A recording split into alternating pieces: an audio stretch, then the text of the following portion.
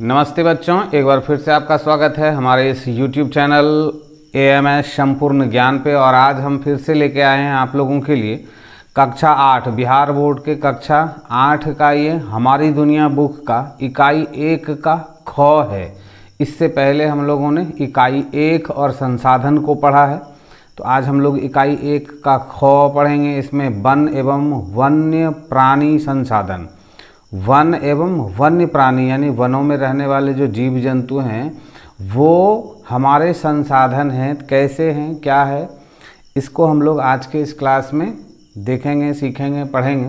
लेकिन आपसे हमारा रिक्वेस्ट है कि अगर आप इस चैनल पर पहली बार आए हैं तो इस चैनल को सब्सक्राइब कर लें और सब्सक्राइब के बगल में जो बेल का आइकन है उसको भी प्रेस कर देंगे, तभी आपको मेरे द्वारा नेक्स्ट वीडियो जो अपलोड होगा उसका नोटिफिकेशन जाएगा। और अगर 8 क्लास का और भी आप दूसरा सब्जेक्ट पढ़ना चाहते हैं तो हमारे प्लेलिस्ट में ज़रूर जाएं। वहां से जाके आप मैथ्स को, फिजिक्स, केमिस्ट्री, बायोलॉजी हर किसी सब्जेक्ट को पढ़ सकते हैं। और अगर आपको इसका इंग्लिश पढ़ना है तो भी आप हमारे इस चैनल पर पढ़ सकते हैं, या फिर हमारा एक दूसरा चैनल है AMS स्पोकन गुरु के नाम से, वहाँ पे जाके आप ट्रांसलेशन और ग्रामर सीख सकते हैं। तो आज का ये क्लास स्टार्ट करते हैं। इस बार की छुट्टी में जब फौजी चाचा घर आए तो बच्चे बहुत खुश हुए। फौजी चाचा जब भी घर आते हैं तो बच्चों को नई नई बातें बताते हैं। इस बार वे मणिपुर से आए थे। रात होते ही बच्चों ने उन्हें घेर लिया। फौजी चाचा मुस्कुराए और बोले, क्या बात है बच्चों, क्या हुआ? कि फौजी चाचा, इससे पहले भी हम लोगों ने पढ़ा था कि फौजी चाचा 7 क्लास में पढ़े थे कि फौजी चाचा लद्दाख से आए थे। और इस अध्याय में फिर क्या है, फिर फौजी चाचा कहाँ से आए हैं? वो इस बार मणिपुर से आए हैं। ये मणिपुर कहाँ है? हमारे पूर्वी भारत में ये मणिपुर पड़ता है। तो मणिपुर से आए हैं, तो आज वो मणिपुर के बारे में कुछ बताएंगे, मणिपुर के पर्यावरण के बारे में बताएंगे।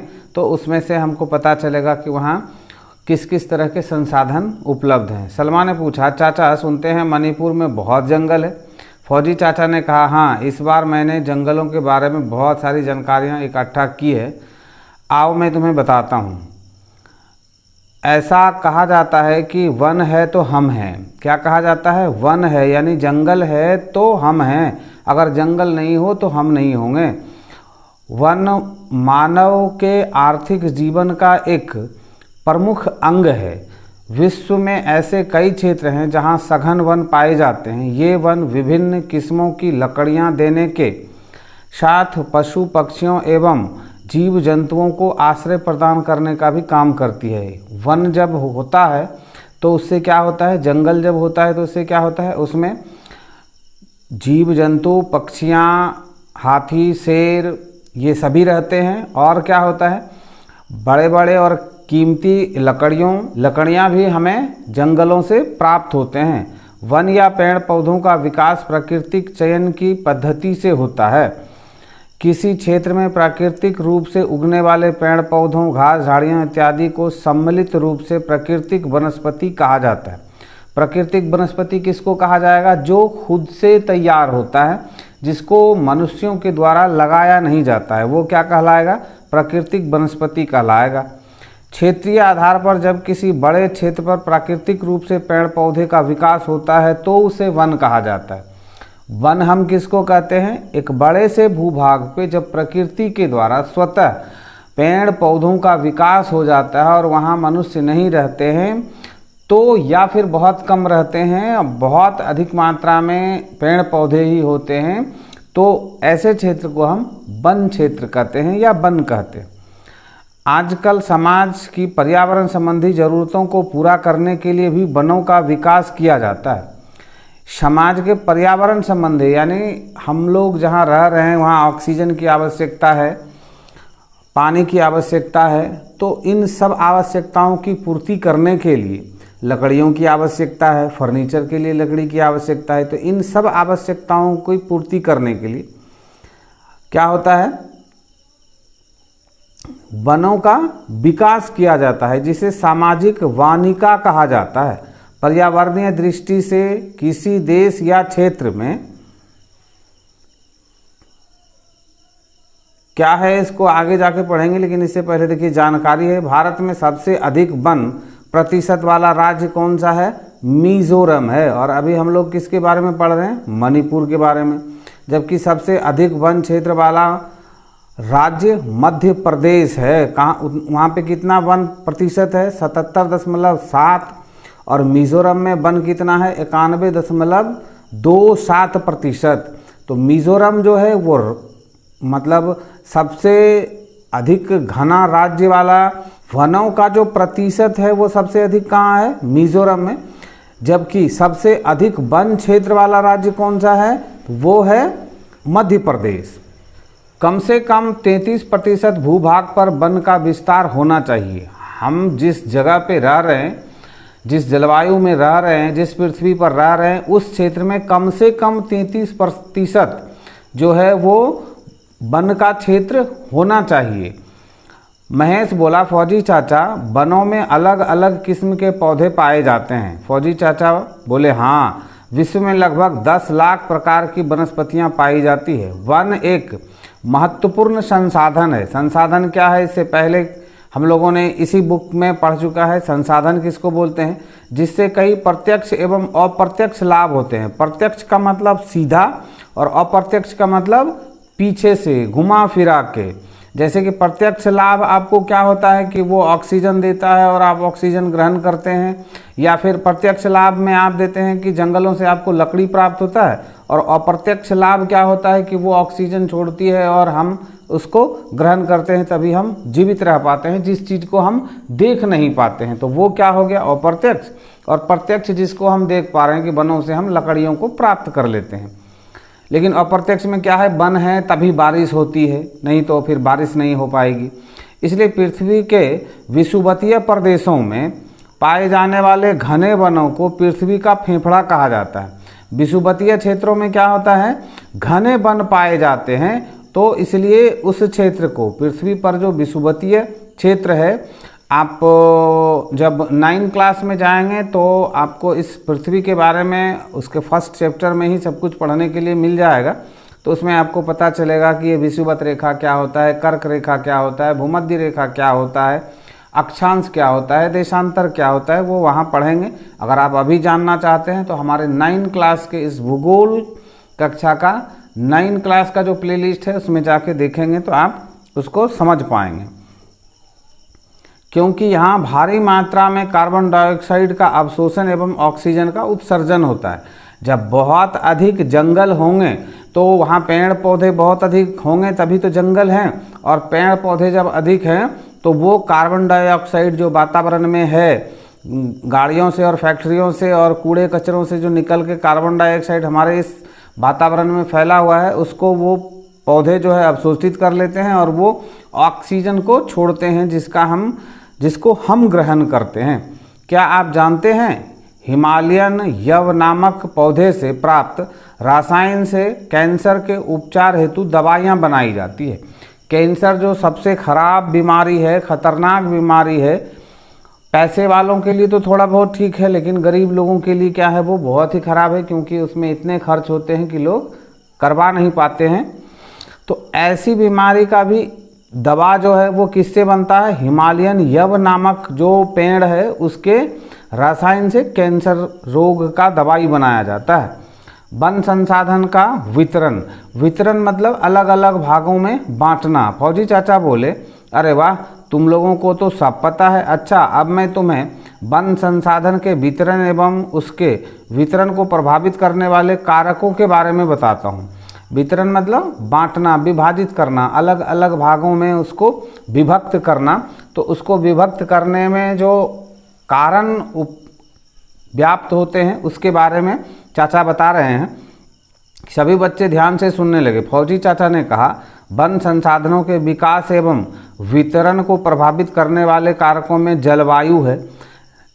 वर्षा वाला क्षेत्र होगा तभी वन सही से उगेंगे। उच्चावाच मृदा, स्थलाकृति की ढाल, मतलब आपका जो मृदा है वो कैसा है, स्थलाकृति में ढाल कैसी है, आर्द्रता इत्यादि, यानी नमी पृथ्वी में किस तरह से रहता है, ये सभी निर्भर करते हैं वनों के वितरण पर यानी वनों के प्रकार पर निर्भर करते हैं। इस आधार पर वनों को सदाबहार वन, पतझड़ वन, मिश्रित वन एवं शंकुधारी वनों में वर्गीकृत किया जाता है। क्या होता है? सदाबहार वन, पतझड़ वन, मिश्रित वन तथा शंकुधारी। सदाबहार क्या होता है? जिसमें सालों भर हरी पत्तियों वाले पेड़ होते हैं। पतझड़ वाले वन कौन से होते हैं? जहाँ पे गर्मियाँ आने से पहले पेड़ जो हैं वो अपने पत्ते को छोड़ देती है और नई पत्तियों को अपने आप में मतलब फिर से वो उत्पन्न करती है। मिश्रित वन यानी ये दोनों तरह के वन होते हैं, या फिर ये जो शंकुधारी हैं ये भी इस मिश्रित वन में आएंगे। शंकुधारी क्या होते हैं? वो कटीले कम पत्ती मोटे पत्ती वाले जो पेड़ पौधे होते हैं उनको शंकुधारी वनों में वर्गीकृत किया जाता है। क्यों? क्योंकि अधिक वर्षा वाला क्षेत्र जो है, नमी वाला क्षेत्र जो है वो सदाबहार वन होगा। वर्षा और सूखा दोनों तरह के क्षेत्र वाले जो हम बिहार प्रदेश में रहने वाले लोग हैं, तो यहाँ पे आप देखते होंगे कि बहुत सारे पेड़ पौधे ऐसे होते हैं जो जिनका वसंत के समय में यानी फरवरी लास्ट मार्च स्टार्ट में उनके पत्ते गिरने लगते हैं, तो ये पतझड़ वन हो गए। मिश्रित वन ये तीनों मिला के हो गए। शंकु वाले वन किसको कहेंगे? जहाँ के पौधे मतलब शंकुदार होते हैं यानी नुकीले होते हैं, उनके तने नुकीले नुकीले होते हैं, उनमें अगर पत्ते होते हैं तो मोटे मोटे और छोटे छोटे पत्ते होते हैं। सदाबहार वन के अंतर्गत लंबे लंबे वृक्ष औसतन 60 मीटर तक उगते हैं। इन वृक्षों में शाखाएं कम होती है। यहाँ छोटे से क्षेत्र पर कई किस्मों के वृक्ष उगते हैं जो अलग अलग समय पर अपनी पत्तियां शुष्कता से बचने के लिए गिराती हैं।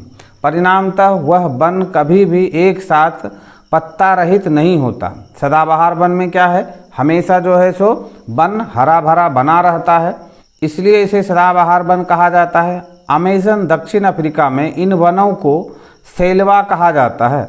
भारत में ऐसे वन पश्चिमी घाट के पश्चिमी अंडमान निकोबार द्वीप समूह एवं उत्तर पूर्वी राज्यों में पाया जाता है, जहाँ सिनकोना, रबर, महोगनी, अबोनी, ताड़, नारियल, आयरन रूट, बरगद इत्यादि के वृक्ष मिलते हैं। उष्ण कटिबंध के अलावा शीतोष्ण कटिबंध में भी सदाबहार एवं पतझड़ वन मिलते हैं। उष्ण कटिबंधीय पतझड़ वन 100 से 200 सेंटीमीटर वर्षा वाले क्षेत्रों में पाया जाता है। उष्ण कटिबंधीय पतझड़ वन में क्या होता है? 100 से 200 सेंटीमीटर वार्षिक वर्षा जहाँ पे होती है वहाँ इस तरह के पतझड़ वन पाए जाते हैं। और ग्रीष्म ऋतु के पहले शुष्कता से बचने के लिए इन वन के वृक्ष अपने पत्ते गिरा देते हैं। इससे पहले मैंने आपको बता दिया है कि लास्ट फरवरी शुरू मार्च से ऐसा प्रक्रिया होने लगता है जिससे सारा वन एक साथ पत्ता रहित होता है। इस कारण इसे पतझड़ वन कहते हैं। ऐसे वन जहाँ पे ऐसे किस्म के पौधे होते हैं जो एक ही साथ अपने पत्ते को त्यागना स्टार्ट कर देते हैं, उन्हें पतझड़ वन कहा जाता है। इस प्रकार के वन पश्चिमी घाट के पूर्वी ढाल एवं बिहार, उत्तर प्रदेश, झारखंड, उड़ीसा, मध्य प्रदेश, कर्नाटक, छत्तीसगढ़ जैसे राज्यों में मिलते हैं। यहाँ सागवान, साल, रोजवुड, चंदन, शीशम एवं सहतूत आदि के वृक्ष उगते हैं। बच्चे शांति से फौजी चाचा की बातें सुन रहे थे। चाचा ने अब आगे कहा, शंकुधारी वन भारत में हिमालय पर्वत एवं दक्षिण भारत के पर्वतों के अधिक ऊंचाई वाले भागों में मिलते हैं। क्या होता है? ये शंकुधारी कहाँ मिलते हैं? हिमालय के पर्वत एवं दक्षिण भारत के पर्वतों के अधिक ऊंचाई वाले क्षेत्रों में ये मिलते हैं। ऊंचाई में वृद्धि। अब देखिए थोड़ा सा पहले इसको समझ लिया जाए। जिस तरह से इससे पहले वाले में हम लोग मृदा के बारे में समझ रहे थे, उसी तरह से इस बार सदाबहार वन जो है ये इस तरह का लाइनिंग जो है, क्रॉस लाइन जो है वो क्या है? सदाबहार का है। पतझड़ वन क्या है? ये सीधा वाला क्षेत्र पतझड़ वन है। शुष्क वन किसको कहा जा रहा है? ये वाला है। और ये जो तीर के निशान का है ये पर्वतीय वन है। और डेल्टा वाला क्षेत्र जो है वो क्या है? वो आपको इस वाले क्षेत्र में डेल्टा वाला क्षेत्र जहाँ पे डॉट डॉट लगा हुआ है वो वाला क्षेत्र ये भारत के नक्शे में वनों की स्थिति को दर्शाने के लिए बनाया गया है। साथ ही इन वनों को प्रकृति में वनों की प्रकृति में अंतर देखा जाता है। निचले इलाकों में पतझड़ वन, इसके ऊपर उष्ण सदाबहार वन एवं उससे ऊपर अल्पाइन वन की वनस्पतियां मिलती हैं। वनों में जो अंतर है वो किस तरह से है? वनों में जो अंतर है कि पतझड़ वाले वन, उससे ऊपर के जो इलाके होते हैं उसमें उष्ण सदाबहार वन होते हैं और उससे भी ऊपर जो होते हैं वो अल्पाइन वन की वनस्पतियां वहाँ पे पाई जाती है। ज्वारीय वन का विकास देश के डेल्टा प्रदेशों में हुआ है। पूर्वी तटीय भाग में ऐसे वन मिलते हैं। यहाँ सुंदरी जैसे मैंग्रोव दलदली वृक्ष की प्रधानता है। मिश्रित वन शीतोष्ण कटिबंध के पूर्वी तटीय भागों में पाया जाता है। मिश्रित वन जो है वो कहाँ पाया जाता है? शीतोष्ण कटिबंध के पूर्वी भाग में वो पाया जाता है। फौजी चाचा ने कहा, प्राचीन काल से लेकर वर्तमान युग वन के उपयोग में परिवर्तन आया है। आरंभ में वनों का उपयोग मानव द्वारा जंगली जानवरों से रक्षा तथा विषम जलवायु से बचने के लिए किया जाता था। धीरे धीरे मानव वनों पर आश्रित रहने लगा। वह वनों से प्राप्त लकड़ियाँ की सहायता से घर बनाने लगा तथा लकड़ियों का उपयोग भी करने लगा। फौजी चाचा बोलते बोलते रुक गए और पूछा, तुम लोग भी सोचकर बताओ कि लकड़ियों का क्या क्या उपयोग किया जाता है। पहले के समय में क्या होता था कि वनों का सिर्फ मनुष्य उपयोग कर पाता था जंगली जानवरों के लिए, लेकिन उसके बाद धीरे धीरे मनुष्य ने क्या करना शुरू किया? लकड़ियों से घरों को बनाना शुरू किया, लकड़ियों से फर्नीचर बनाना शुरू किया, तो धीरे धीरे उसके उपयोग बढ़ गए। तो चाचा जी का कहना है कि भाई तुम लकड़ियों का किस किस तरह से उपयोग करते हो, इसका आप डाटा बनाइए। पता कीजिए कौन कौन से वृक्ष अपने पत्ते एक ही समय में गिरा देते हैं।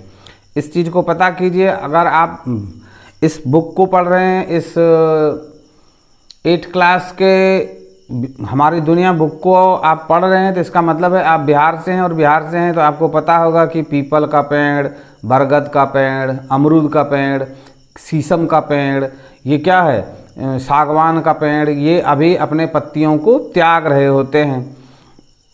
रोहित बोल पड़ा, वन का उपयोग भोजन के स्रोत के रूप में, वस्त्र निर्माण के लिए, कच्चे माल की प्राप्ति के रूप में तथा लकड़ी प्राप्ति के स्रोत के रूप में करते हैं। सोनाली बोली, वन का उपयोग कागज, लुगदी, दिया सलाई, रबड़ उद्योग के लिए कच्चा माल, रेल डिब्बों, बस, नाव, जहाज इत्यादि बनाने के लिए लकड़ियों का उपयोग किया जाता है। सीमा ने कहा, जनजातीय वर्ग के लोगों की आश्रय स्थली का कार्य करता है। जनजातीय लोग जो हैं वो कहाँ रहते हैं? जंगलों में रहते हैं। भूस्खलन एवं मृदा अपरदन रोकने में भी यह उपयोगी होती है। इससे पहले के अध्याय इकाई 1 में हम लोगों ने इस बारे में पढ़ा है कि किस तरह से हम भूमि के ढलान पर अगर वृक्ष लगाते हैं तो भूस्खलन नहीं होगा, यानी भूमि का घसकने का जो प्रक्रिया है वो नहीं होगा। मृदा अपरदन, मिट्टी जो बह के हवा के साथ उड़ के चला जाता है एक जगह से दूसरी जगह, वो नहीं होगा। साथ ही वन जलवायु की शुष्कता को रोकने का कार्य करता है। जलवायु की शुष्कता को भी रोकने का कार्य कौन करता है? वन करती है। महत्वपूर्ण जड़ी बूटियाँ एवं औषधियाँ पौधे भी वन से ही प्राप्त होते हैं। जलावन की लकड़ी, औषधि एवं कई उद्योगों के लिए कच्चा माल मिल जाता है, परंतु पिछली 2 शताब्दियों में बढ़ती जनसंख्या की ज़रूरतों को पूरा करने के लिए वनों को बड़े पैमाने पर काटा गया है। अतः वन क्षेत्र घटते जा रहे हैं, इसलिए वनों का संरक्षण किया जाना बहुत जरूरी है। वनों से हम इन सारे संसाधनों को तो प्राप्त करते हैं, लेकिन वन का होना हमारे जीवन के लिए भी बहुत महत्वपूर्ण है। अगर हम वन को काट के ख़त्म कर देंगे तो फिर हमारे अस्तित्व पे खतरा आ जाएगा, हम जी नहीं पाएंगे, हमें शुद्ध ऑक्सीजन नहीं मिल पाएगा। इसलिए हमको इस वन को संरक्षित रखने का भी कार्य करना चाहिए।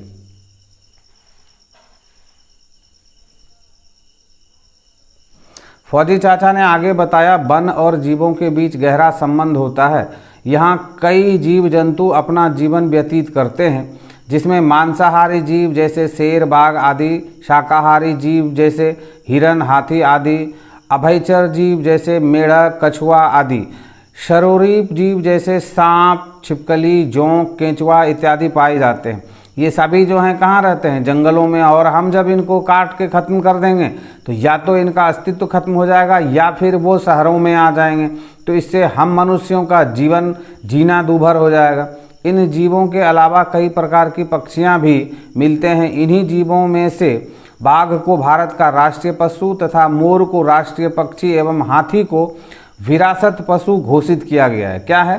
बाघ को राष्ट्रीय पशु, मोर को राष्ट्रीय पक्षी और हाथी को विरासत पशु के रूप में घोषित किया गया है। लेकिन हम नियमित रूप से पेड़ों को काटते जा रहे हैं तथा जानवरों का शिकार कर रहे हैं। फलतः वन की मात्रा एवं वन्य जीवों की संख्या घटती जा रही है। हम जानवरों का जब शिकार कर लेते हैं तो क्या होता है?